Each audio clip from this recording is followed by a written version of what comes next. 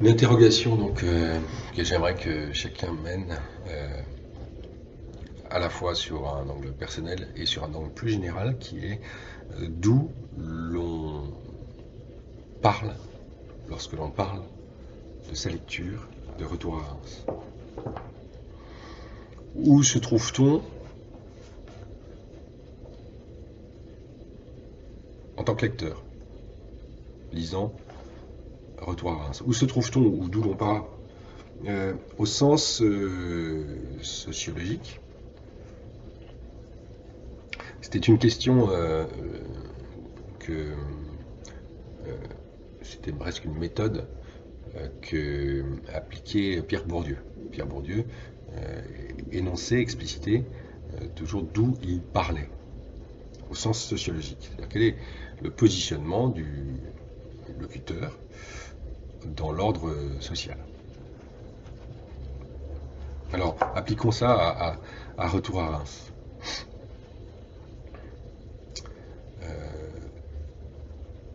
D'où parle-t-on lorsque l'on parle de Retour à Reims? Ça signifie comment se place-t-on en tant que lecteur dans l'ordre des normes sexuelles, de façon très binaire.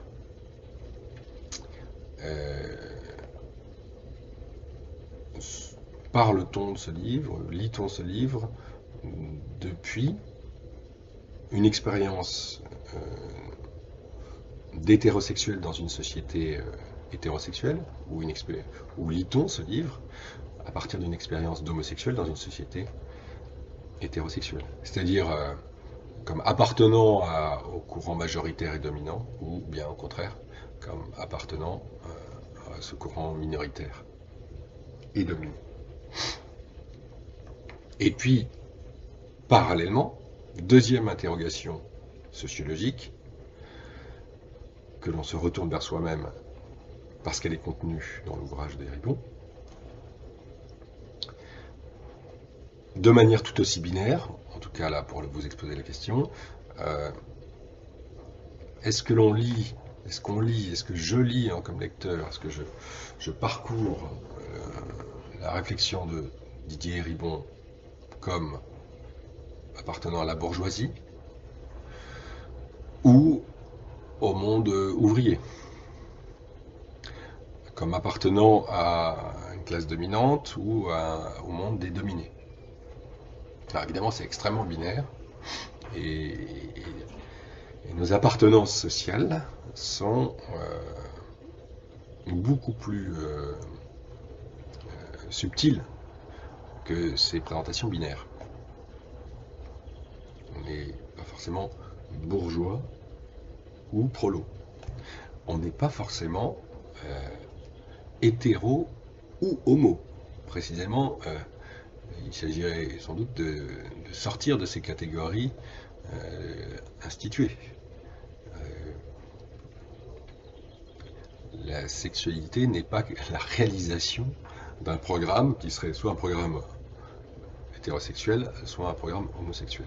Voilà. Donc parler ainsi, c'est déjà parler avec des catégories constituées dans un certain ordre. Néanmoins, le livre de Eribon nous propose une lecture dont les termes principaux sont ceux-là. Ce ne sont pas les termes ultimes d'une compréhension sociologique, mais ce sont les termes à travers lesquels ce texte est écrit. Voilà. Et donc, chacun imagine bien que ce n'est pas la même chose que de lire Didier Eribon quand on est un bourgeois hétérosexuel, ou quand on est un homosexuel issu des classes populaires, ou encore lorsque l'on est un homosexuel issu de la bourgeoisie, ou encore quand on est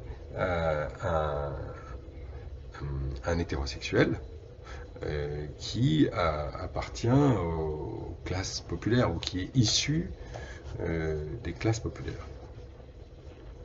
Voilà, donc au moins 4 configurations possibles en restant dans ce schéma binaire.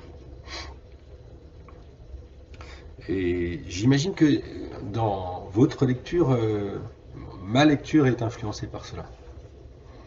Il ne s'agit pas de rentrer dans une discussion intime ou qui relèverait du déballage, dès lors que ce ne serait pas construit. Didier Héribon, lui, a pris soigneusement la question de l'intime pour en fabriquer quelque chose. Si tout d'un coup mon intimité apparaît sur cette vidéo alors qu'elle n'est pas un peu construite, ce sera un déballage. Donc il ne s'agit pas de cela ici. Mais j'imagine que dans votre dialogue, d'abord dans votre lecture, ça interfère puissamment, comme pour la mienne, et y compris même dans le dialogue que vous pouvez entretenir avec votre jury. Alors, non pas pour, je dirais, pour entrer dans cette question, mais pour au moins peut-être dire que une lecture fidèle de ce livre invite à s'interroger sur les déterminants sociologiques de notre lecture. Quelle est la lecture de M. Lié? Cela dépend en partie d'où il lit, d'où il est dans le champ social, des normes sexuelles et des positions par rapport au capital. Voilà, ce sont les déterminants. Et puisque Héribon est si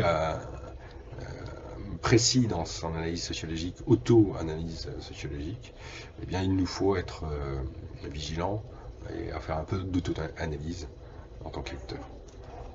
Je vous y invite, et je vous invite même à esquisser cette question-là avec vos interlocuteurs.